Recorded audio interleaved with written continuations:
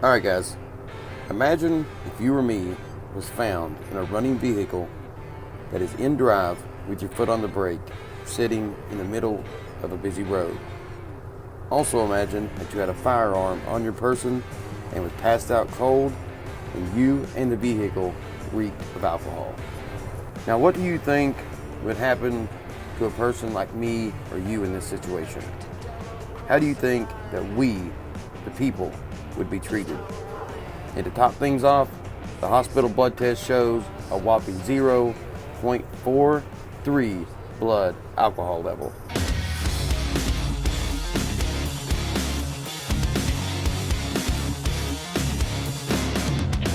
The Aurora Police Department is back under fire. That's after body cam video shows one of their own passed out drunk in a running patrol car parked in the middle of the street. The officer was never tested for DUI and was able to keep his job, leaving that many to question if he was even given special treatment. Newly released body cam video is raising more questions about how Aurora police handled an officer who was apparently passed out drunk behind the wheel of an unmarked police car. All right, we're ready to move.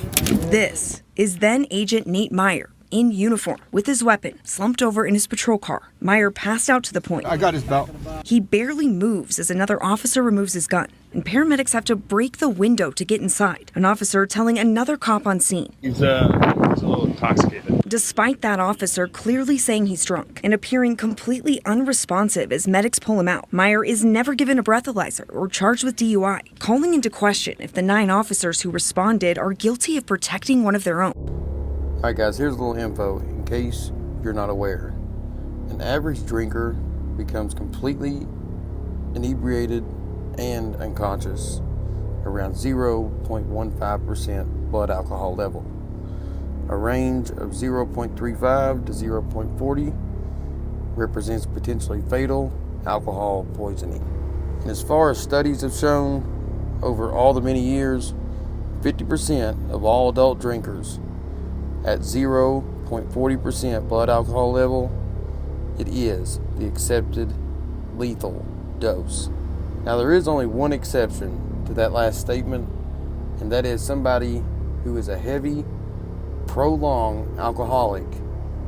They could withstand this blood alcohol level and it not become fatal. On March 29th, 2019, Officer Nate Meyer was heavily intoxicated while he operated a marked patrol unit in uniform and armed with a handgun.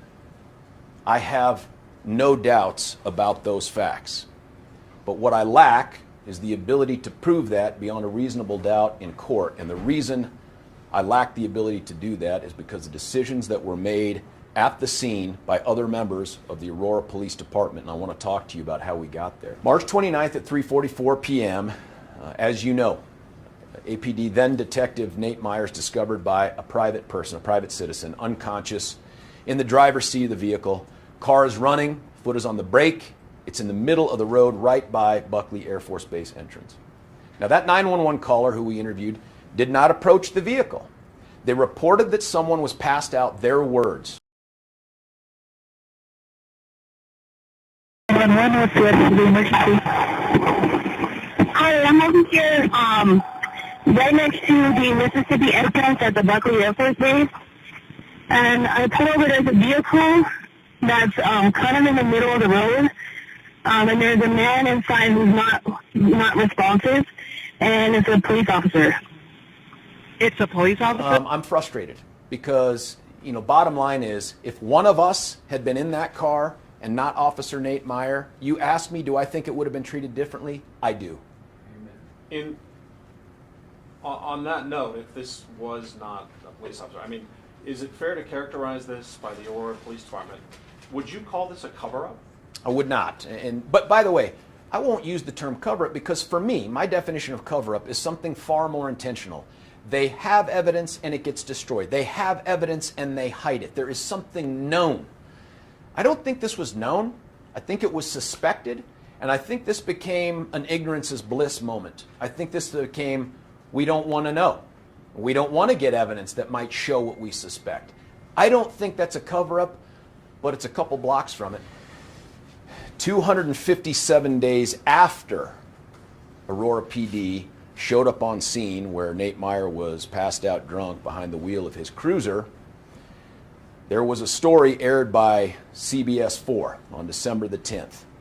That story was broken by Brian Moss, and that is the very first time we became aware of this circumstance, 257 days later. Is he in officer clothes? Yeah, he has a jacket with a police, like a police officer jacket with his name. Is he slumped over? Yeah, I drove by and he was like passed out, slumped over, and we're trying to get him to respond, but he's not very responsive. His eyes are open now, but he's not responding at all. Okay. I didn't see. I just saw him right here, and yeah, I'm on with him right now.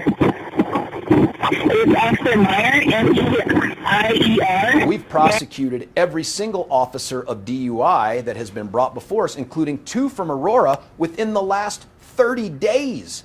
This week, we convicted another Aurora officer of DUI. I do think he beat the system. I just think it was part of the system that helped him do it. So should he be here in court facing these charges? Given the information that we had, if we'd gotten that blood alcohol level, we'd have charged him.